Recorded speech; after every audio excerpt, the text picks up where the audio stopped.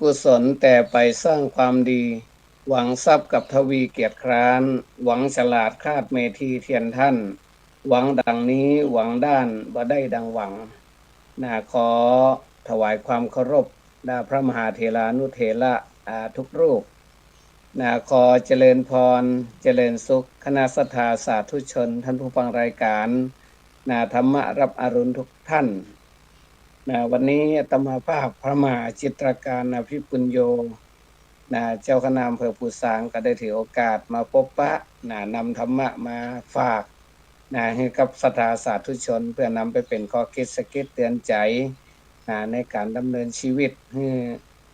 เรียกว่าให้ถูกต้องและก็ดีงามญาติโยมทั้งหลายในช่วงเนี้ยก็เป็นช่วงแม้จะว่าเป็นฤดูร้อนแต่ว่าก็เริ่มมีฝนตกลงมา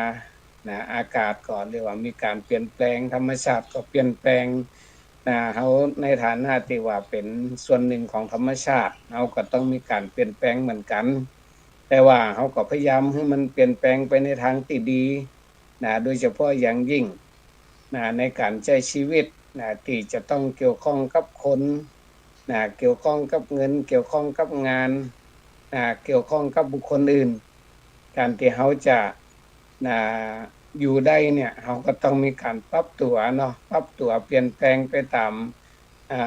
สถานการณ์เปลี่ยนแปลงไปในเรื่องของการอยู่ร่วมกันจะไปเอาแต่ใจอย่างเดียวบ่ได้ฉะนั้นธรรมะที่ว่าเฮาท่านทั้งหลายควรจะน้อมนำมาสู่การปฏิบัติเพิ่นฮ้องว่าฆราวาสธรรมเนาะฆราวาสธรรม4ข้อข้อที่1ก็คือสัจจะการที่เฮาอยู่ร่วมกันนั้น สิ่งสำคัญที่สุดก็คือความจริงใจบ่ควรจะเป็นคนที่คดในคองอนในกระดูกเป็นคนที่บ่ซื่อบ่ตรงเนาะเหมือนที่เพิ่นว่าน่ะกำปากว่าแต่ใจในบ่ตามอู้เอางามน้ำใสสวยหน้าเป็นคนที่บ่น่าคบฉะนั้นคนเฮาเนี่ยต่อหน้าและรับหลังมันต้องเรียกว่าจริงใจต่อกันบ่ควรที่จะมีเหลี่ยมนักทำตัวเป็นเพชร งามแต่ว่าเหลี่ยมหลายดังนั้นเฮาอยู่ด้วยกันสิ่งสำคัญที่สุดก็คือต้องจริงใจต่อกันเรียกว่าจริงใจตั้งแต่การกระทำและคำอู้ตรงไปตรงมายังผู้ที่จะผู้ที่จะได้รับสมณศักดิ์อย่างต่างๆเวลาได้แต่ละพัดหรือว่าพัดยศมาเนี่ยเอาจะหันว่าพัดยศเนี่ยด้านหน้ากับด้านหลังเนี่ยมันจะต้องเหมือนกันมันบ่มีความแตกต่างอย่างคำที่เพิ่นว่าน่ะต่อหน้ามาพับรับหลังตะโกต่อหน้าต้นโพรับหลังต้นไทรต่อหน้าสีแดงรับหลังสีเหลืองต่อหน้ามาเฟืองรับหลังมาไฟเป็นคนบ่ซื่อบ่ตรงฉะนั้นการอยู่ร่วมกันต้องมีความจริงใจผัวเมียก็เหมือนกันบ่ควรจะไปนอกใจกันในเมื่อเฮาตัดสินใจจะร่วมชีวิตแล้วก็ต้องจริงใจต่อกันถ้าเกิดว่าบ่สามารถจะอยู่ด้วยกันได้ก็บอกเลิกอย่าเลิกลาอย่าร้างกันที่มันถูกต้องตามกฎหมายตามจารีตประเพณีแล้วก็ต่อใจด้วยกันเลิกก็คือเลิก อันเนี้ย1ต้องมีสัจจะเนาะ2ธรรมะคมใจ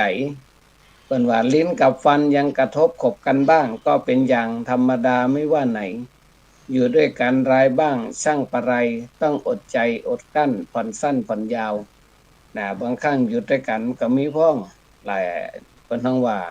ร้อยป่อปันแม่เนาะขนาดพี่น้องออกมาพร้อมกันออกมาจะป่อเดียวแม่เดียวกันออกมาก็ยังมีความแตกต่างเปิ้นว่าไม่ต่างป้องพี่น้องต่างใจยังบ่เหมือนกันอันนี้เฮาร้อยป่อปันแม่มาอยู่ด้วยกันก็ต้องเรียนรู้แล้วก็ต้องอยู่ด้วยกันให้ได้นี่เพิ่นฮ้องว่าคมใจอันใดผิดก็ให้อภัยกันบ่ควรจะเอามาเป็นข้อต่อรองเงื่อนไขเพราะว่าบางครั้งการอยู่ด้วยกันมันก็มีพ้องกระทบกระทั่งกันซึ่งการกระทำกำอู้แต่ถ้าเฮาในเมื่อเฮาตัดสินใจมาอยู่ร่วมกันแล้วสิ่งสำคัญที่สุดก็ต้องคมใจถ้าผัวเป็นไฟ เมียก็ต้องเป็นน้ำเอาน้ำมาดับไฟถ้าเกิดว่าพอเป็นไฟแล้วเมียเป็นน้ำมันนี่ก็ยุ่งเลยนะ เกิดปัญหาขึ้นมายังบ่ต้องสงสัยเนี่ยเปิ้นฮ้องว่าธรรมะต้องข่มใจเรียกว่าทนขมข่มใจนะธรรมดาว่าคนอยู่ร่วมกันเนาะบางครั้งมันก็มีพ้องที่ว่าเฮาอาจจะทำมาอย่างที่กระทบกระทั่งจิตใจกันแต่ว่าถ้าเฮารู้จักจริงใจต่อกันแล้วรู้จักข่มใจพ้องในบางโอกาสมันก็อยู่ด้วยกันได้เนาะถือไม่เท่าหยอดทองกระบองหยอดเพชรไม่เท่าก็เลยว่าอายุมันขวัญยืนหยอดทองก็ร่ำรวยเนาะกระบองก็มีอำนาจหยอดเพชรก็มีสติมีปัญญาจะอยู่ด้วยกันเป็นไม่เท่าหยอดทองกระบองหยอดเพชรเนี่ยมันก็จะต้องมีธรรมะข้อที่2เนี่ย ต้องข่มใจหลังจากจริงใจข่มใจแล้วก็ต้องมีแหมข้อหนึ่งเปิ้นเฮาว่าขันติแปลว่าอดทนอดกันคำโบราณเปิ้นว่าอด3ครั้งได้เป็นเจ้าอด9ครั้งได้นั่งแต่นกำเหลืองฉะนั้นคนที่จะทำงานใหญ่เนาะถ้าขาดความอดทนเห็นแล้วอยากนักจักสำเร็จฉะนั้นความอดทนเนี่ยในภาษาพาเปิ้นว่ามันมีถึง4อดกันนะข้อที่1ก็คือทนตรากตรำนักเอาเบาสู้เฮาจะไปกลัวงานเพราะว่ามนุษย์เฮาเนี่ยถ้าบ่ทำงานเนี่ยมันก็ลำบากเนาะ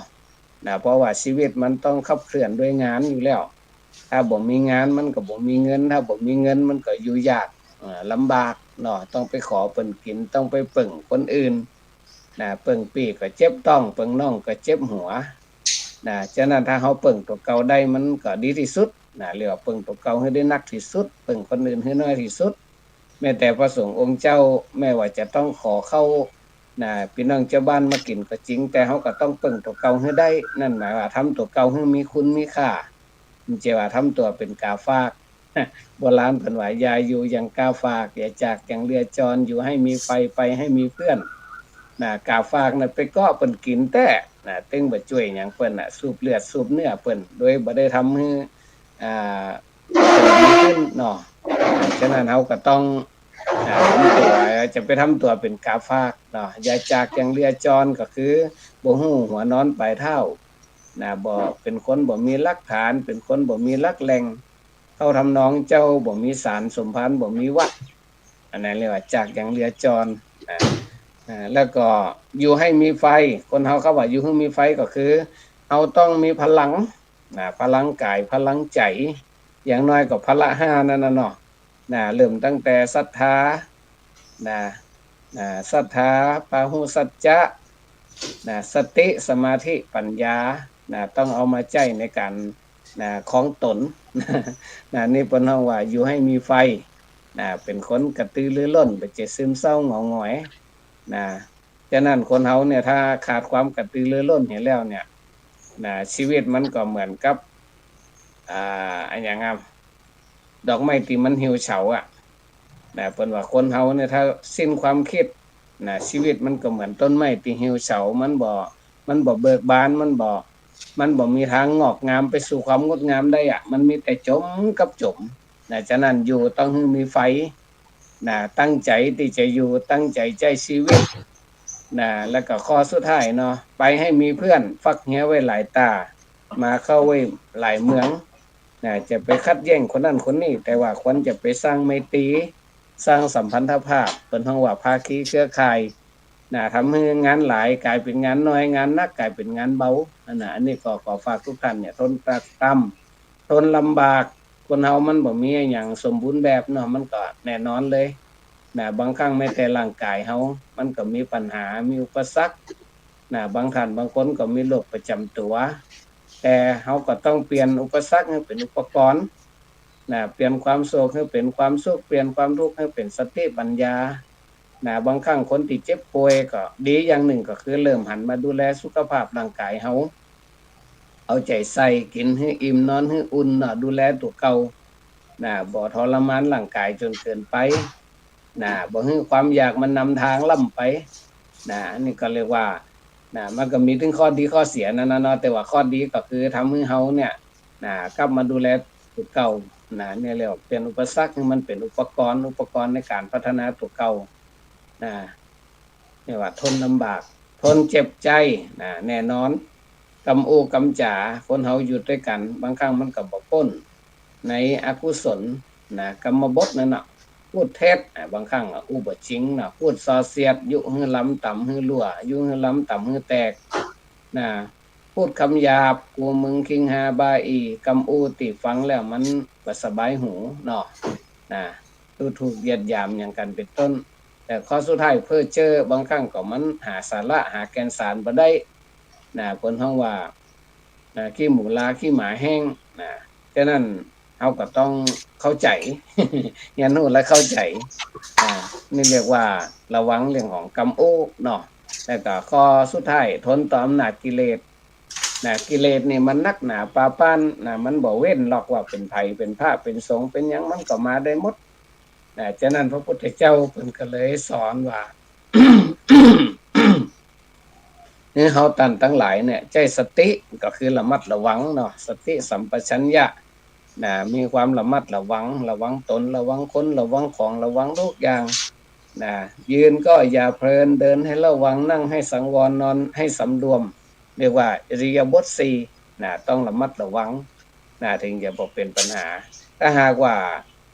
ญาติโยมที่ครองฆราวาสยาวเรียนเนี่ยมีความอดทนถึง4ด้านเนี่ยมันบ้านบ่เปิ้งนะโยมเนี่ยบ้านบ่พังแน่นอนลูกหลานจะอยู่ร่วมกันได้นี่เรียกว่าทนตรากตรำนักเอาเบาสู้ทนลำบากบ่ย่อท้อต่ออุปสรรคปัญหา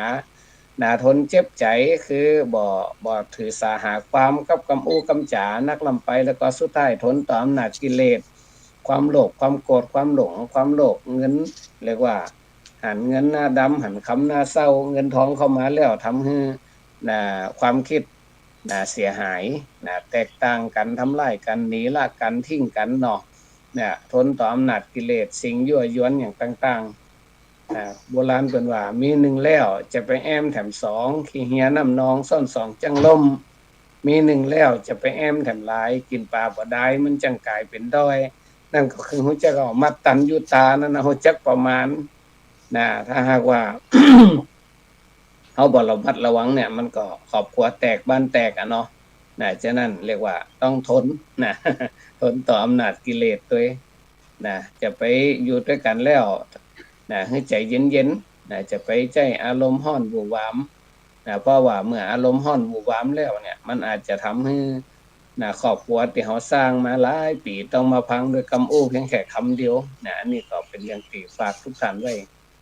ข้อสุดท้ายเนาะก็คือเรื่องของจาคะมันเป็นเรื่องของคุณธรรมภายในเอาจะต้องยอมเสียสละประโยชน์สุขส่วนตนเพื่อประโยชน์ส่วนใหญ่ของครอบครัวเพื่อประโยชน์ใหญ่ของส่วนรวมเพราะว่าถ้าเกิดว่าทุกคนต่างจะเอาอย่างเดียวบ่มีคนเสียสละเนี่ยมันก็ไปบ่ได้เป็นเพราะว่ามันอยู่บ่ได้โดยเฉพาะท่านผู้นำครอบครัวคุณพ่อคุณแม่อาจจะเหนื่อยอาจจะหนักเนาะแต่ว่าในเมื่อเขาตัดสินใจจะสร้างหลักฐานสารหลักแหล่งแต่งหลักธรรมสร้างหลักค้ำประกันชีวิตแล้วเนี่ยเขาก็จะต้องมีความเสียสละเป็นต้นทุนความเสียสละนั่นอยู่ในบุคคลใดก็ตามบุคคลนั่นเป็นเพราะว่าเป็นคนใจโพธิสัตว์มีเป้าหมายสูงสุดคือเพื่อจะบรรลุธรรมเพื่อไปสู่พุทธธรรมสูงสุดจะต้องสวะ ต้องเสียสละ ความยึดมั่นถือมั่นบางครั้งอาจจะใช้คำว่าปล่อยวางก็ได้แต่ว่าทิ้งหน้าที่ปล่อยวางในที่นี้คือปล่อยวางความหันแก่ตัว บางครั้งเขาก็ต้องทำเพื่อส่วนรวมเนาะอันนี้ก็ฝากทุกท่านไว้ว่าข้อคิดเป็นกันถึงว่านั้นเนาะว่าในการใช้ชีวิตแต่ละวันนั่นน่ะปัจจุบันเนี่ยครอบครัวหลายครอบครัวพังผัวตีเมียตีผัวฟันผัวเมียอย่าล่างกันบางคนก็ทิ้งภาระก็คือลูกหลานมีลูกหลายคนแต่พ่อก็ไปตั้งแม่ก็ไปตั้งทิ้งเด็กน้อยเป็นกำพร้าอาศัยวัดป้องอาศัยขอเข้าเปิ้นศีลพ้องก็เป็นตีนาเวทนาในสังคมปัจจุบันแต่ฉะนั้นญาติโยมทั้งหลาย ธรรมะที่พุทธเจ้าเพิ่นสอนไว้เนี่ยบ่ใช่ว่าเอาไว้ชูไว้กล่าวไว้ๆนะแต่เป็นเรื่องของการกระทำล้วนๆต้องลงมือทำถ้าว่าญาติโยมอยากจะได้ครอบครัวอบอุ่นเนาะสิ่งที่ญาติโยมจะต้องทำก็คือต้องเอาธรรมะ4ข้อเนี่ยมาปฏิบัติให้ได้เรียกว่าเริ่มที่เราอย่างบนว่าเริ่มที่พ่อนะเริ่มที่พ่อก่อที่แม่แก้ที่ลูกปลูกที่โรงเรียนเปลี่ยนกันที่วัด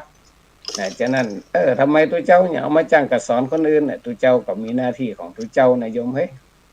โบราณเปิ้นว่าลูกตัวชั่วโฉดเขาโทษพ่อโทษแม่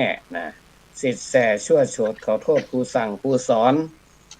ฟ้าดินชั่วโฉดเขาโทษพระภูธรประชากรชั่วโฉดเขาโทษเจ้ากูต่างฝ่ายต้องรับผิดชอบลูกบดีเขาก็ด่าพ่อด่าแม่ว่าพ่อแม่บ่อบรมสั่งสอนพ่อแม่บ่ทำให้ลูกขาดความอบอุ่นแน่นอนเนี่ยพ่อเนาะตัวพ่อตัวแม่ศิษย์แส่ชั่วโฉดขอโทษครูสั่งครูสอนครูบาอาจารย์ก็จะไปนะโมตัสสะบ่ได้จะได้เฮาก็ต้องอบรมลูกศิษย์ลูกหา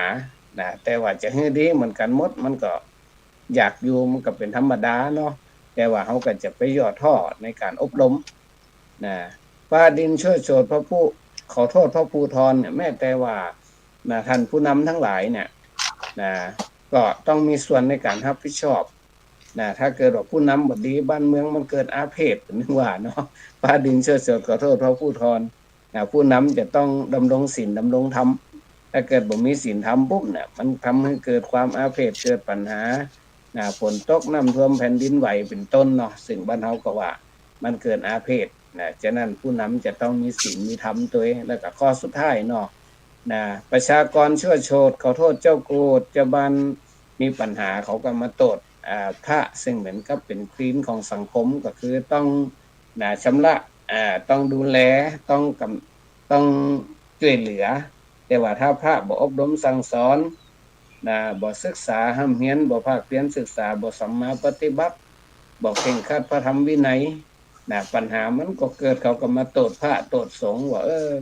พี่น้องเจ้าบ้านเป็นเจ้านี่ก็เพราะว่าผู้เจ้านี่แหละบ่เป็นต้นแบบบ่เป็นต้นบุญบ่เป็นต้นทุนให้กับสังคมมันก็จะโดนทุกฝ่ายต้องมีส่วนในการรับผิดชอบฉะนั้นวันนี้ได้นำข้อคิดเนาะเกี่ยวกับเรื่องของการใช้ชีวิตของครอบครัวก็เอามาฝากญาติโยมว่าในการทำอย่างก็ตามเนี่ยมันต้องมีหลักคนเฮาว่าต้องมีหลักการต้องมีหลักเกณฑ์ต้องมีหลักกรรมถ้าบ่มีหลักการก็เป็นคนหลักร้อยเหมาะเนี่ยอย่างไปเหมือนภาษาพระเพิ่นว่ามวยวัดบ่ใครมีหลักมีการเนาะมันก็จำเป็นเฮาต้องมีหลักการหลักเกณฑ์กฎเกณฑ์กติกามันเป็นเรื่องที่สำคัญแล้วก็หลักกรรมก็คือหลักของการกระทำการกระทำด้วยเจตนาเนี่ยมันสำคัญที่สุดฉะนั้นเราต้องพยายามฝึกจิตฝึกใจของเราเนี่ยให้มันดีงามเปิ้นว่าถ้าจิตใจดีงามเห็นแล้วการกระทำกรรมโอมันก็จะนำความสุขมาให้มันเหมือนเงาติดตัวเราไปตลอดเวลาฉะนั้นสิ่งสำคัญในทางพุทธศาสนาเป้าหมายสูงสุดก็คือการฝึกจิตใจตึงใหญ่ตึงนักคนไหนสามารถฝึกจิตใจได้แล้วเนี่ยคนนั้นถือว่าเข้าสู่เส้นทางของพุทธะผู้รู้ผู้ตื่นผู้เบิกบานรู้ก็คือเข้าใจชีวิตเนาะตื่นก็คือว่าบ่หลงโลกละบ่ลับบ่ไหลตื่นรับรู้ความเป็นจริงเบิกบานก็คือมีความสุขแม้ว่าสถานการณ์รอบข้างมันมีปัญหาแต่ก็อยู่อย่างมีความสุขเพราะจะได้เพราะว่าเป็นผู้ที่เบิกบานแจ่มใสไล่มลพิษ อากาศไล่มลพิษก็เป็นอากาศที่ดีฉันใดจิตใจที่ขาดมลพิษก็คือบ่มีกิเลสเข้ามาป้วนเปี้ยนนักล่ำไปเนี่ยมันก็จะทำให้มีความสุขในผู้เฒ่าสอนหลานเป็นยังว่าน่ะปรารภให้รีบถางก็คือใจของคนเฮาเนี่ยมันก็โฮกด้วยสารพัดกิเลสตัวใหญ่ที่สุดตัวเป้งตัวใหญ่ที่สุดเนี่ยความโลภความโกรธความหลงมันหันชัดที่สุดเนาะถ้าเกิดว่าเฮาบ่ฮู้จักถากถางเนี่ยป้องเนี่ย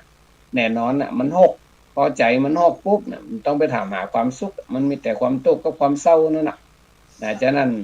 ปลาโลกต้องรีบถางด้วยจะได้อย่างความโลภก็ถางด้วยการฮื้อด้วยการเสียสละการแบ่งปันการเอาใจเขามาใส่ใจเฮาน้ำพึ่งเรือเสือพึ่งปลาข้าวพึ่งเจ้าเบาพึ่งนายเปิ้นว่าเสือพีเพราะป่าปกป่ารกเพราะเสียยังดินดีเพราะหญ้าบังหญ้ายังเพราะดินเย็นถ้าเกิดว่าเอาฮื้อตานช่วยเหลือเกื้อหนุนตักความหันแก่ตัวกลัวเสียเปรียบความโลภความหันแก่ตัวกลัวเสียเปรียบมันก็จะหายไปนั่นพุทธศาสนาเขาก็เลยเน้นฮื้อตานกันทำบุญฮื้อทานกันอยู่ตลอดเพื่อตัดกิเลสตัวเป้งก็คือความโลภเนี่ยความโลภเน้นในเรื่องของการรักษาศีลเพราะถ้าเขาเอาศีลมารักษาปุ๊บเนี่ยมันจะมีตึงศีลตึงธรรมล่ะอยู่ในตัวเขามันบอกฆ่าก็เรียกว่ากำจัดโทสะไปได้เนาะบอกฆ่าบอกทำลายด้วยการกระทำกำอู้บ่ลักบ่ขโมยบ่ทะเลาะวิวาทนั่นน่ะเนาะบ่ประพฤติผิดผัวเมียภรรยาสามีของคนอื่นบ่กล่าวเท็จหลอกลวงบ่กินเหล้าเมายาทำให้เสียสติทำให้อันผิดเป็นชอบอันชอบเป็นผิดเนาะถ้าเฮารักษาศีลปุ๊บกิเลสตัวที่2ก็คือโทสะมันก็ลดมันก็คลายเนาะกิเลสตัวสุดท้ายนี่ก็สำคัญเหมือนกันก็คือโมหะความหลงความบ่ฮู้ตกอยู่ใต้อำนาจอคติทั้ง4ฮักจังกว่าหลงเนาะถ้าเกิดว่าเฮามีสติมีปัญญามันศึกษาพระธรรมคำสอนตั้งอยู่ตลอดฟังเทศน์ฟังธรรมอยู่เป็นนิดเนาะชีวิตเฮามันก็เรียกว่าอย่างน้อยมันก็บ่หลงทางมันก็จะเดินไปทำเส้นทางที่ถูกต้องเป็นสัมมาทิฏฐิเนาะเป็นสัมมาวาจาเป็นสัมมากัมมันตะแปลว่าชอบถูกต้องดีงามเหมาะสมอันนี้เรียกว่าปาโลกให้รีบทางหลงทางให้ถามไทยก็หมายความว่าคนเฮานี่มันต้องมีกัลยาณมิตรต้องมีผู้รู้ที่เฮาจะไปขอคำปรึกษาฉะนั้นเฮาก็จะไปต้นเฮาว่าจะไปเอาแต่ตัวใจตัวเก่าอย่างเดียวบางครั้งเฮาก็ต้องปรึกษาเนาะมีพ่อมีแม่ก็ต้องปรึกษามีครูบาอาจารย์ก็ต้องปรึกษาเพิ่นว่าหลงทางให้ถามไทยมีตะเกียงให้รีบใต้คนเฮามีปัญญากันทุกคนปัญญาตั้งแต่เกิดละสัจชาติกะปัญญามีปัญญาตั้งแต่เกิดแต่ว่าปัญญามันอาจจะบ่แหลมบ่คมถ้าเฮาบ่รับมันก็เหมือนมีดนะเนาะถ้าบ่รับบ่ฝนเห็นแล้วมันก็กลายเป็นมีดถือเต็มไปด้วยสนิมขี้เมี่ยงอย่างต่างๆมากมายแต่ถ้าเกิดเฮามันรับนั่นหมายความว่าใจสติใจปัญญาอยู่ตลอดนี่เพิ่นฮ้องว่าตะเกียงที่ถูกจุดก็เหมือนกับปัญญาที่ยอมเปิดบางครั้งเฮาก็ต้องเปิดตาเปิดหูเปิดใจรับรู้สิ่งใหม่ๆพ้องจะไปจมอยู่กับความคิดเก่าๆที่เพิ่นฮ้องว่าอนุรักษ์อนุรักษ์นิยมเอาแต่เรื่องเก่า100 ปีพันปีก่อนเนี่ยเอามาใช้ในยุคปัจจุบันอาจจะบ่ทันเหตุทันการก็ได้เพราะยุคสมัยมันเปลี่ยนแปลงเฮาบ่ยอมเปลี่ยนเฮาก็อยู่บ่ได้กลายเป็นไดโนเสาร์เต่าล้านปีฉะนั้นเฮาก็ต้องมีการปรับปรุงเปลี่ยนแปลงไปตามความเหมาะสมนี่เพิ่นฮ้องว่ามีตะเกียงให้รีบใต้มีไฟให้รีบดับไฟในที่นี้ก็คือไฟกิเลสนั่นเนาะความโลภความโกรธความหลงราคะคิไฟคือราคะโทสักคิไฟคือโทสะโมหะคิไฟคือโมหะมันเป็นไฟที่มันเผาเฮาตลอดถ้าเฮาบ่รู้จักดับมันเนี่ยพ้องเนี่ยสุดท้ายเฮาก็กลายเป็นเท่าทานบ่มีคุณมีค่าหยังสักอย่างโดนไฟมันกินกันหมดฉะนั้นต้องดับไฟพ้องครับต้องดับได้จะได้ก็ดับโดยศึกษาพระธรรมคำสอนแล้วเอามาประพฤติปฏิบัติอย่างโทสักขิเนี่ยความโกรธเฮาก็ต้องมันเจริญเมตตาพระพุทธเจ้าว่าถ้ามองไปแล้วทุกทิศทุกคนก็คือมิตรกันคือเพื่อนกันเพื่อนร่วมเกิดแก่เจ็บตายอยู่ในชะตากรรมเดียวกันเหมือนไก่ที่มันจะเอาไปฆ่านั่นเนาะทำไมเขาจะต้องมาซับมาทำลายกันแหมในเมื่อก็จะต้องตายเหมือนกันหมดอยู่แล้วเนาะต้องรู้จักให้อภัยเจริญเมตตานั่นนี่เป็นว่าโทสะเนาะไฟตัวนี้มันก็จะหมอดลงบ่แบ่งชั้นวรรณะเชื้อชาติศาสนา บ่ต้องว่าพุทธคริสต์อิสลามล่ะเฮาก็เป็นคนเหมือนกันนะเนาะเฮาต้องรักและเคารพนับถือในฐานะความเป็นคนเฮาบ่ต้องเอาเรื่องอื่นมาอ้างมาเป็นข้ออ้างในการทำร้ายกันเฮาต้องอยู่ด้วยกันด้วยเปิ้นฮ้องว่าสามัคคีธรรมคืออยู่ร่วมกันฉันมิตรมีความเมตตาต่อกันเนี่ยเปิ้นฮ้องว่ามีไฟให้รีบดับถนนสูงอย่าเดินไต่คำสอนพ่อคำสอนแม่ไอ้สิ่งดีๆต่างๆเฮาก็จะไปเหยียบย่ำศึกษาเรียนรู้ไปถนนใหญ่ให้เดินนำคำสอนพุทธเจ้าเป็นคำสอนที่เรียกว่าเฮาสามารถเรียนรู้บ่มีที่สิ้นสุดแต่ว่าเฮาก็จะไปจะไปทิ้งเฮาเดินตามคำสอนพุทธเจ้าไปสักวันหนึ่งเฮาก็อาจจะได้รู้ได้เพิ่นฮ้อรู้ตามนะเป็นสาวกของพระพุทธเจ้าในที่สุดได้เรียนรู้ตามพระพุทธองค์ฉะนั้นที่โอมาถึงหมดทุกท่านลองเก็บไปคิดนำไปได้พินิจพิจารณาว่าชีวิตมันบ่มีคำว่าสายเนาะเพิ่นว่าขนาดโจรองคุลิมานมันยังก็ยังพอกับจิตกับใจยังได้เป็นพระอรหันต์เนาะเพิ่นว่าองคุลิมานเคยผลาญฆ่าชีวิตมาขนานับยังกลับจิตกับสันดานส่วนลึกได้นึกคิดเมื่อกลับจิตคิดใหม่จึงได้ดีฉะนั้นเฮาก็สามารถกับจิตกับใจได้จากให้กลายเป็นดีจากตนีให้กลายเป็นเสียสละชีวิตเฮาก็จะมีความหมายอย่างแน่นอนแล้วก็ในท้ายที่สุดเนี่ยอาตมาภาพขออัญเชิญเอาคุณพระศรีรัตนตรัยสิ่งศักดิ์สิทธิ์ทั้งหลายที่ทุกท่านเคารพนับถือจงมารวมกันเป็นตบะเดชะเป็นพระวะปัจจัยเป็นอุปนิสัยดลบันดาลประทานพรให้สาธุชนทุกท่านผู้ฟังรายการธรรมะรับอรุณจงมีแต่ความสุขจงมีแต่ความเจริญยิ่งขึ้นไปภายใต้ลุ่มหัวบวรพุทธศาสนาในที่ทุกสถานในการทุกเมื่อเทิน